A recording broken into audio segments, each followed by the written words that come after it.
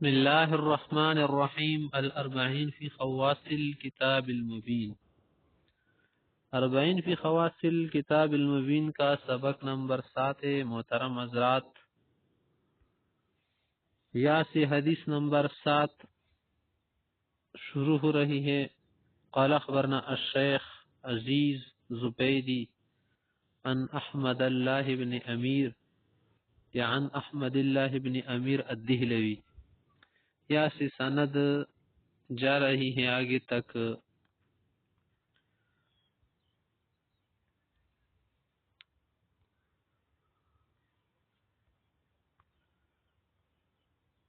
امام مسلم رحم اللہ تک کی سند ٹھیک ہے۔ دیکھیں، عن الامام مسلم بن الحجاج النسابوری قال حدثنا اسحاق بن ابراہیم الحنظلی قال اخبرنا سفیان بن عیینہ عن العلاء عن ابیہ عن ابی ہریرہ رضی اللہ تعالی عنہ عن النبی صلی اللہ علیہ وسلم قال، حضرت ابو ہریرہ رضی اللہ تعالیٰ عنہ روایت کر رہے ہیں کہ آپ صلی اللہ علیہ وسلم نے فرمایا، من صلی صلاة لم یقرأ فیہا بأم القرآن فہی خداج۔ من صلی صلاة، جو کوئی نماز پڑھتا ہے پھر اس میں الحمد شریف نہیں پڑھتا، نہ کوئی شخص اس نے نماز پڑھ لی اور اس میں فاتحہ شریف اس نے نہیں پڑھی، فہی خداج، اس کی نماز ناقص ہے۔ من صلی، جو پڑھ لے، صلاتن، کوئی نماز، لم یقرأ فیہا، نہ پڑھ لے اس میں، بأم القرآن، الحمد شریف، فہی خداج، وہ نماز ناقص ہے۔ یعنی کسی بھی نماز میں اگر آپ الحمد شریف چھوڑ لے تو ظاہر ہے کہ نماز کے اندر ایک واجب فوت ہو گیا، جسے احناف کہتے ہیں، تو نماز کا اعادہ یا اس کے لیے سجدہ سوا لازم ہو جاتا ہے، اور اگر اس کے بغیر کوئی نماز کی تکمیل کر لے، پوری کر لے، تو نماز ناقص ہو جاتی ہے۔ دیگر معذرات کے نزدیک نماز نہیں ہوتی، کیونکہ فاتحہ شریف پڑھنا فرض لازم ہے۔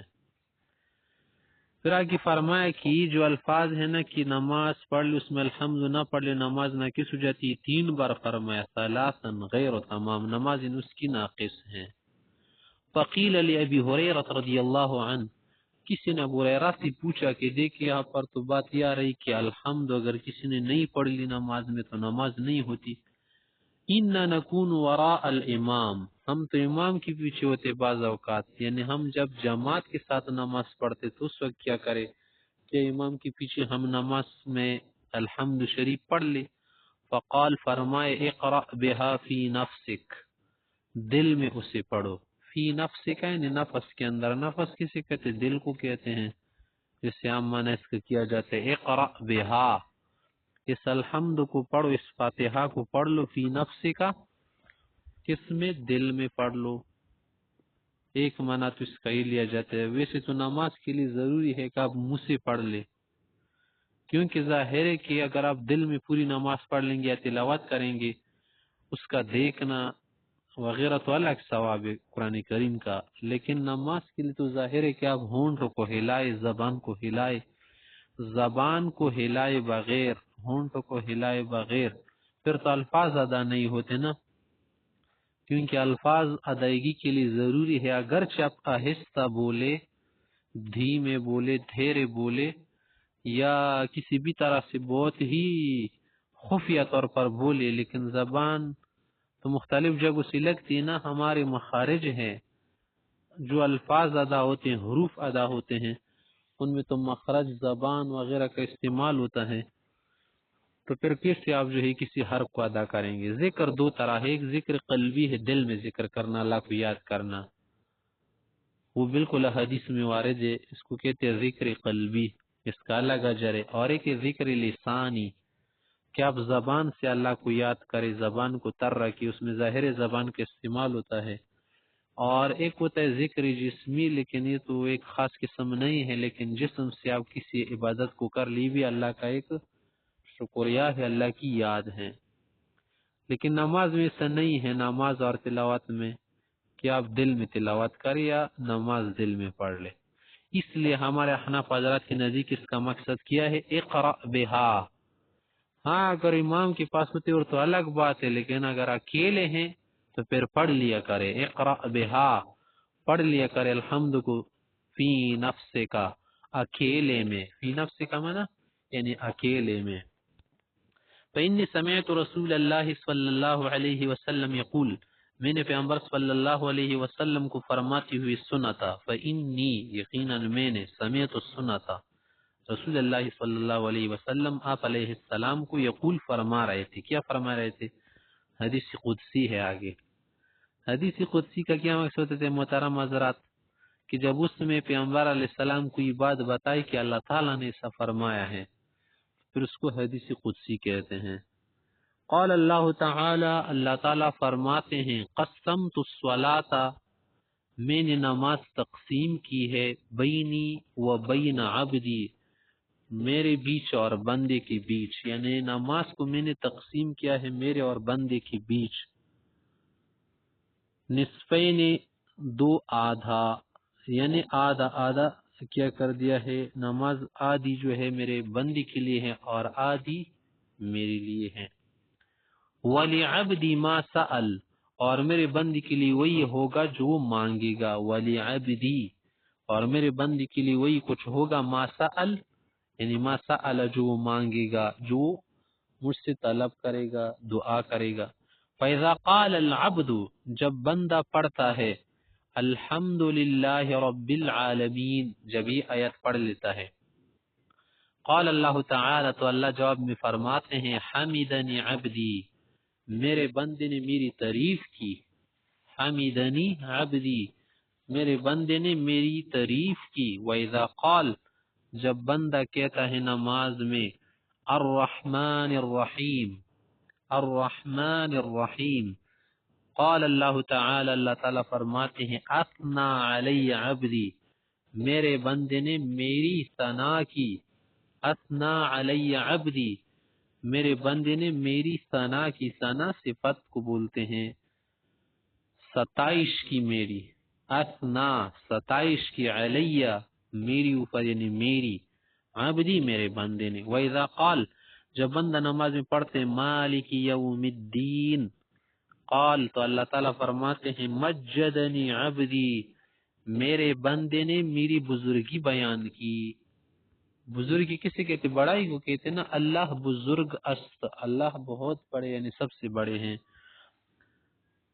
مجدنی عبدی، میرے بندے نے میری تمجید بیان کی، میری بزرگی بیان کی، میری برتری بیان کی. وقال مرتن، اور بعض اوقات ابو ہریرہ نے اس طرح سے فرمایا کہ جواب میں اللہ تعالیٰ یہ فرماتے جب مالک یوم الدین آدمی پڑھ لیتے، فوض الی عبدی، میرے بندے نے تمام کام مجھے سپرد کر دیے. فوضا، سپرد کیے، سونپ دیے، الی مجھے، عبدی میرے بندے نے، میرے بندے نے خود کو میرے حوالے کیا، یعنی میرے سپرد میں آ گیا. فاذا قال، جب بندہ پڑھتا ہے ایاک نعبد و ایاک نستعین، قال، تو اللہ تعالیٰ فرماتے ہیں، ھذا بینی و بین عبدی، یہ میرے اور میرے بندے کے بیچ ہے. ھذا بینی و بین عبدی، یہ میرے اور میرے بندے کے بیچ ہے.